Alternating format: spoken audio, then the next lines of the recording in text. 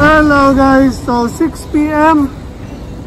from 7 a.m. to 6 p.m. 11 hours. Andito ako sa company. Meron akong kaitay o tinibag na tunawan ng bakal. Kahapon naghanap ako ng mga tao, pero kahit sino tinawagan ko na company, pati mga private na tao, lahat busy. So yan, napilitan ako today na magtibag mag-isa, kaya inabot ako ng ganitong katagal. Kasi ako nagtitibag, ako naglilikom ng mga tinibag ko, ako ang naglalabas at nilalagay doon sa mga kahon na salinan ng mga tinibag na semento. So yun, hanggang matapos. Kapagod guys. So uwi na ako. Kung meron lang sana ako nakuha na tao, mas mabilis sanang matatapos. Kasi dire-diretso ako tibag lang ng tibag, then lagay lang ng mga tinitibag ko sa timba, then abot lang ng abot. So hindi sana ako aabotin ng ganitong oras. Yan nga lang, again, wala tayong makuha ng tao, so wala tayong magagawa. So makita nyo yan, napakadilim na po. Dito na ako sa parking. 7 a.m. walang break ng 10. Nag-break ako tanghali, kumain lang, balik agad, then dire-diretso na rin yon. Walang break ng 3 p.m. Tatapos ako 6 p.m. Grabe, buti na lang malamig na. Kung ngayon napataon na summer, hindi kakayanin yun guys, mag-isa lang. Tapos mainit. Ngayon kasi lamig na, kaya okay lang, kinaya ko kahit yung katabi ko ay tunawan ng bakal. Dahil malamig ang panahon, hindi ako masyadong nahirapan. So again, 6 p.m. ako natapos. Nag-start ako ng 7 a.m. Pero ipapail ko ng overtime yan kasi hindi ako nag-break ng 10, hindi ako nag-break din ng 3 p.m. Tapos sumobra pa ako sa oras dahil nga dapat 4 p.m. tapos na trabaho ko. Yun lang yung limit ko, 8 oras. Sumula doon, overtime na. So paano naging 3 oras? Kasi kung tutusin, from 4 to 6, 2 oras lang dapat yun, di ba? Pero again, sinabi ko hindi ako nag-break ng 10 a.m. Hindi rin ako nag-break ng 3 p.m. So, i-add ko yun, 30 minutes, 1 hour. So, 3 hours. Yung nag-welding ngayon lang din uwi hapon. Sige ito. Gubad lang ako guys.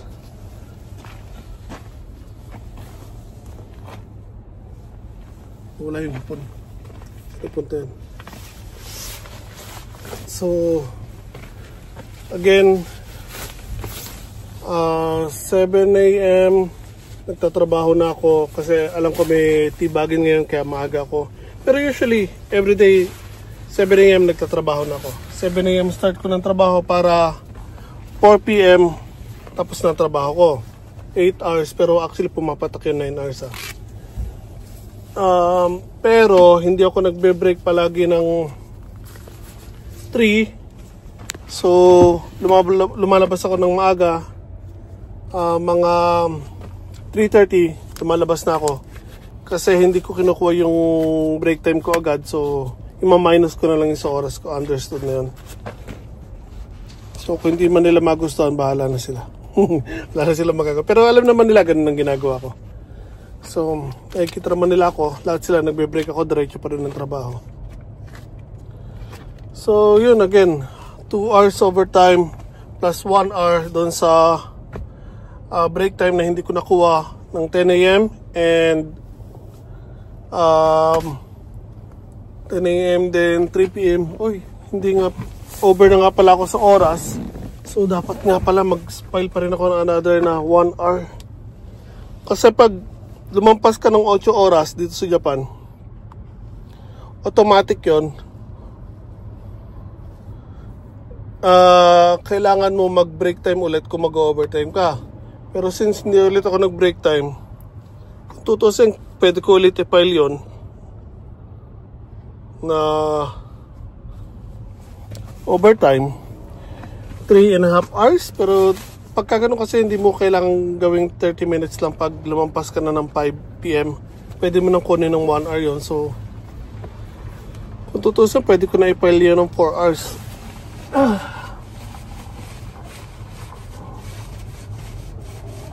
So pag-iisipan ko kung paano gagawin ko, kung magpa-file ba ako ng 4 hours or 3 hours lang ang ipapile ko. Kasi karapatan ko yun. Dahil again, hindi ako empleyado ng company nila. Separate company ako. So iba rules namin. So there. So now, bihis lang ako. Then uuwi na ako. Hindi ko pa makita mukha ko, pero tsak ang puti ng mukha ko sa alikabok. Hindi pa halata. Pero tsak namumuti yan dahil sa alikabok. Okay, so sakay na tayo dito sa sasakyan ko. Wait lang. Gamit tayo ng stand. Okay guys, so nakapindot ko yung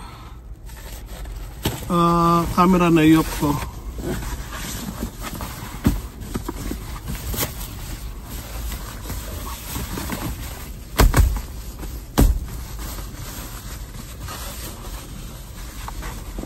Kita na ba kapugian ko guys?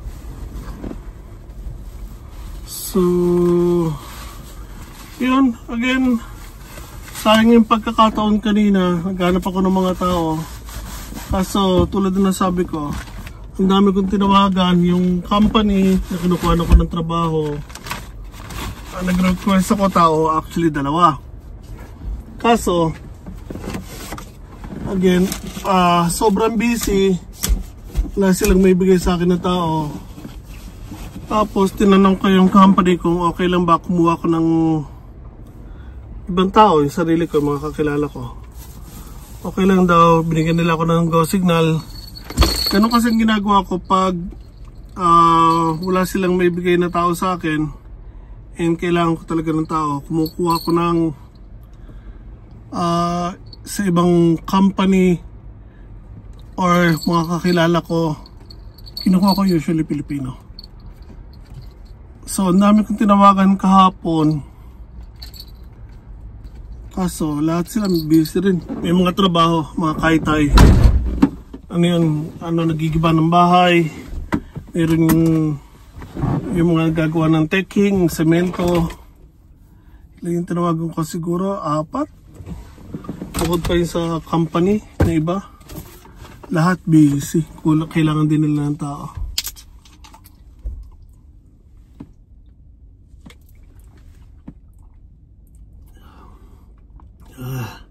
Ngayon ako nakainom guys.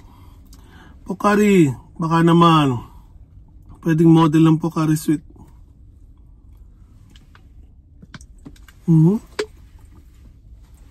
Ayan, tumutol yung Pocari.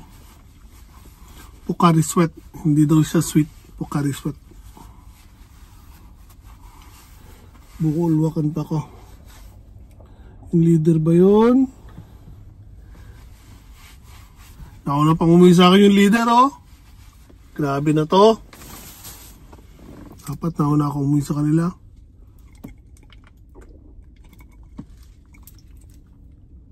Nag-yelo na yung inumin ko.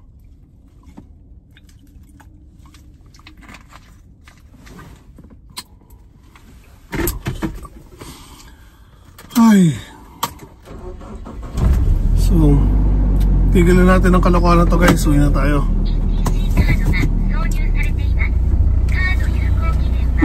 Buti na lang ang bahay ko, malapit lang. So, bahay ko from here 30 minutes. 10 minutes lang pala, hindi 30 minutes. Yun, laglag na naman yung ano ko. palawig ko, you know.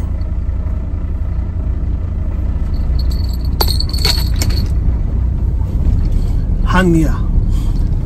Excuse me. Yan, so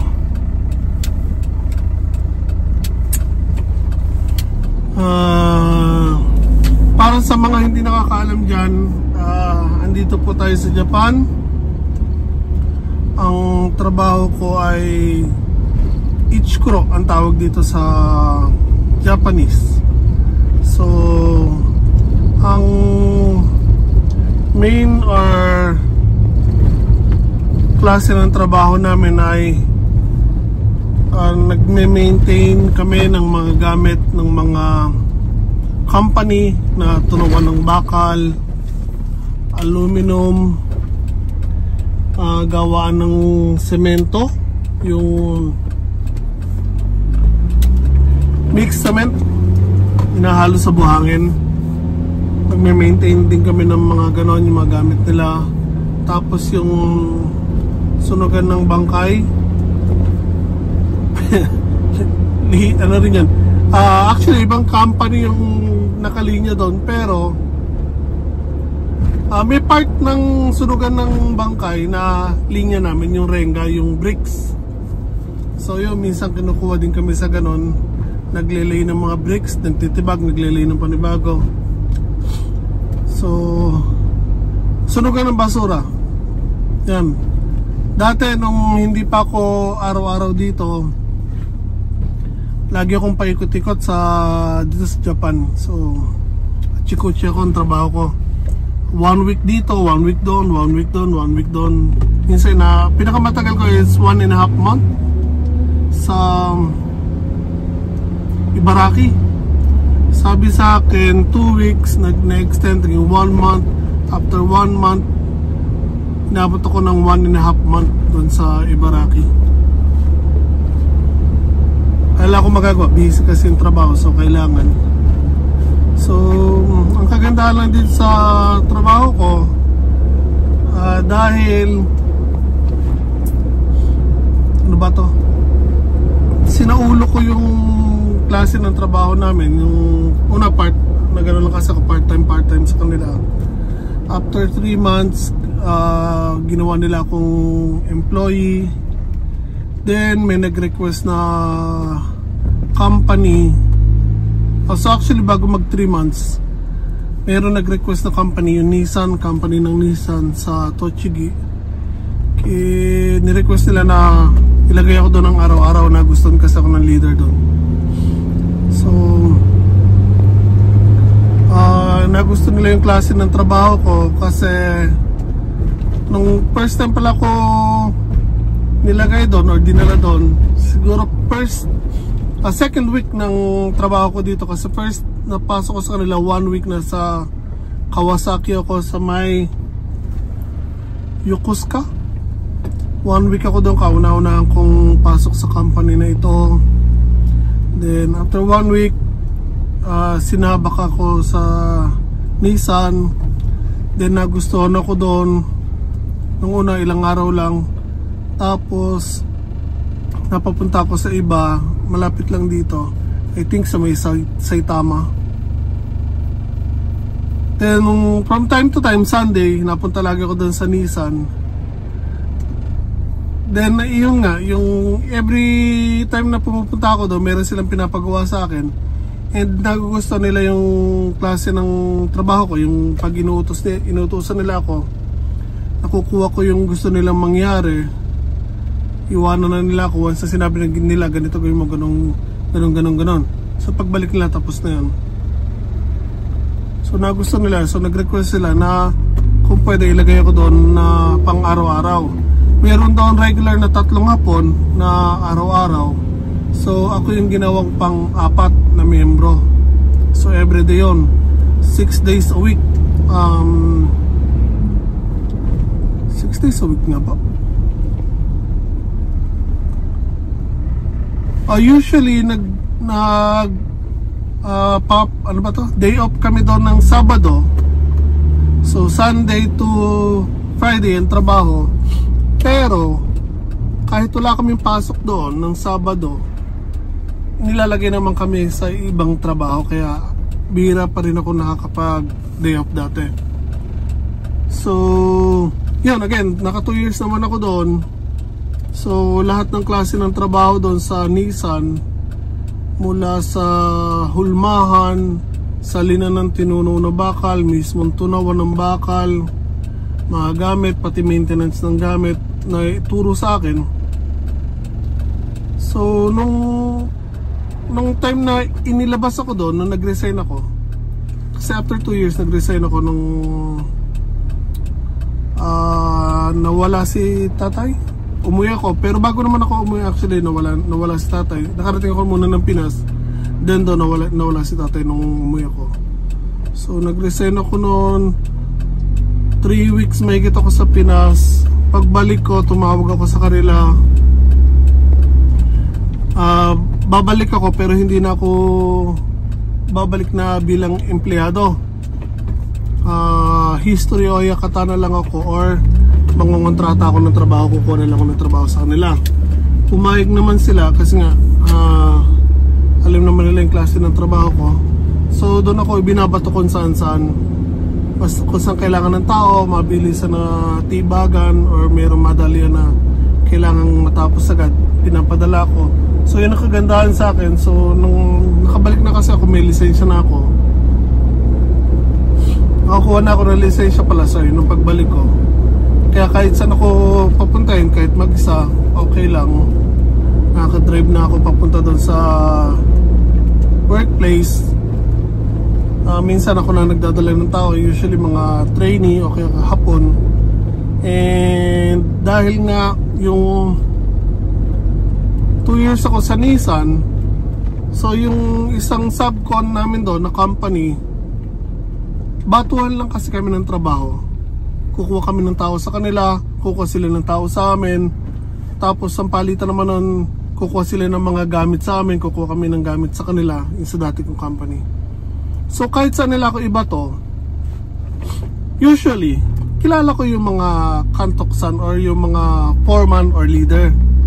Kasi nga isang klase ng trabaho lang, and before ako nag-resign, mga nakilala ko na sila. So yung kahit saan ako ipadala, kilala ko ng mga leader. Then natutuwa sila pag nakikita nila ako, kasi nga pag ako ang dumating, natatapos agad yung trabaho.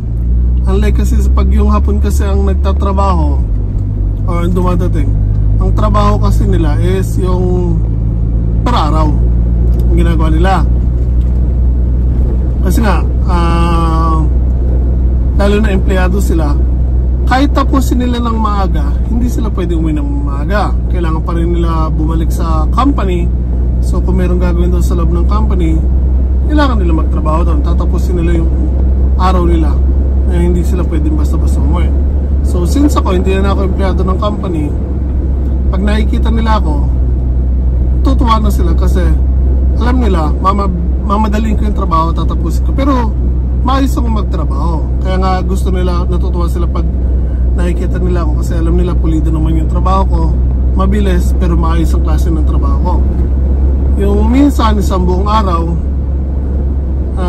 na trabaho, kukunin ko lang yan isang oras pag kaya ko. Hindi ko na kailangan pahabaan yun. Pag nakita kong kaya kong tapusin agad yan, diretsuhin ko dyan, agad yan 1 hour, minsan 2 hours, minsan kalahating araw. Basta pag kaya ko tapusin agad, tinatapos ko yun. Then pagkatapos nun, uwi na ako nun. Hindi ko na kailangan bumalik sa company para mag-report or magpakita sa tapos ng trabaho tapos tumulosan. No, hindi ko na kailangan yung gawin yun, dahil nga again, hindi na ako empleyado ng company, subcon na ako, or nangongontrata na lang din ako ng trabaho sa kanila. So now, hindi tulad dati, ganun nga, sabi ko na pagkakatapos namin ng trabaho, maaga man kami matapos, hindi kami pwedeng umuwi agad, kailangan namin tumulong sa company. Now, pag natatapos ako sa trabaho, kahit patulungin nila ako, or meron pa sila, meron kaming iba-ibang ginagawa doon sa isang company, nagkasabay-sabay kami. Pero kinontrata nila ako doon sa isang klase lang ng trabaho. Pag natapos ko yon, kahit hindi pa sila tapos doon sa ginagawa nila, wala na akong pakialam sa kanila. Kasi kinontrata nila ako para lang gawin ko yung isa. Nasa sa akin na yun kung gusto kong tulungan sila doon sa ginagawa nila or hindi. Pero again, pag tinulungan ko sila, hindi na ako babayaran doon. Iba na yun eh. Tapos yung trabaho ko, babayaran nila ako doon sa kinontrata nila sa akin na trabaho. So now, hindi ko na ginagawa yun. Hindi ko kailangan gawin yun. Dahil dati nga, kahit tapos na ako, hindi nila ako pinapawa. So now, pag tapos na trabaho, umuwi na ako. So yun ang kagandahan sa pagiging subcon or self-employed dito sa Japan. Kapag tapos na trabaho mo, pwede ka na umuwi. Hindi tulad pag empleyado ka, kahit madali lang ang trabaho mo, kailangan mong pahabain or patagalin para pag uwi mo or pagkatapos mo, diretso ka na uwi. So yun po ang klase ng trabaho ko again dito sa Japan, kasi marami pa rin hindi nakakaalam kung anong klase ng trabaho ko. Most of the viewers dito sa channel ko nakikita kasi yung gardening, so akala nila magsasaka ako dito sa Japan. Hindi po tayo farmer dito sa Japan. Excuse me. Nagga-gardening lang po tayo dito sa Japan kasi again, mahilig lang po tayo magtanim. Even before sa Pinas, nung bata pa ako, nagtatanim po ako ng gulay. So nadala ko lang yan dito pagdating ko sa Japan, kasi ang laking tipid pag may tanim kang gulay, nakakasave ka sa expenses. Tapos pag marami pa yung napipitas namin, na ibebenta pa namin, so extra income. So yun, again, sa tunawan po ng bakal ang trabaho ko, maintenance po ako, pero hindi po ako empleyado ng company, subcon po ako. And again, maaga akong pumapasok. Usually ang start ng trabaho is 8 AM, pero pinili ko na pumasok ng 7 AM. Tapos uwi ako ng maaga kasi nga nag-garden ako. So after ko sa work, diretso ako sa garden para makapaggawa pa ako kahit 1 hour bago dumilim, di ba? 1 hour, 2 hours most, max na yun. Yun po ang daily routine ko dito sa Japan. So dahil hindi ko na masyadong pahabain guys, dito na po ako sa bahay. Ngayon, tulad ng sinabi ko, malapit lang ang bahay ko. And again, maraming salamat po sa inyo lahat. Kung magagawa nyo naman po sana, pakilike naman po sana ang video na to, share sa mga kaibigan nyo, subscribe na rin po sa channel ko. Malaking tulong po yung para sa akin. Ingat po tayo lahat palagi.